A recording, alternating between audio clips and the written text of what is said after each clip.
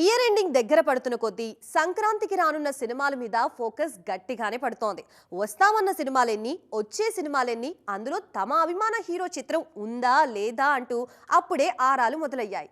వచ్చే సంక్రాంతికి వస్తున్నానని చెప్పకనే చెప్పేశారు hero victory Venkatesh. Megastar Chiranjeevi హీరోగా నటిస్తున్న మన శంకర్ వరప్రసాద్ గారు మూవీలో గెస్ట్ రోల్ చేస్తున్నారు వెంకీ. మెగాస్టార్తో అనిల్ రావిపూడి ఎలాంటి మ్యాజిక్ చేస్తారో చూడ్డానికి వెయిటింగ్ అంటున్నారు జనం. సంక్రాంతికి పలకరించే ఛాన్స్ ఏమాత్రం ఉన్నా మిస్ చేసుకోరు హీరో రవితేజ. కిషోర్ తిరుమల దర్శకత్వంలో రవితేజ నటించే సినిమా సంక్రాంతికి ముస్తాబవుతుందని న్యూస్. పక్కా ఫ్యామిలీ ఎంటర్టైనర్ కావడంతో పండక్కి పర్ఫెక్ట్ మూవీ అని భావిస్తున్నారట మేకర్స్.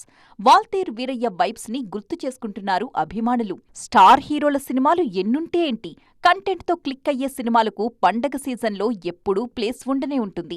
దాన్ని ఈసారి నేను ఫిలప్ చేస్తానని చెబుతున్నారు నవీన్ పొలిశెట్టి.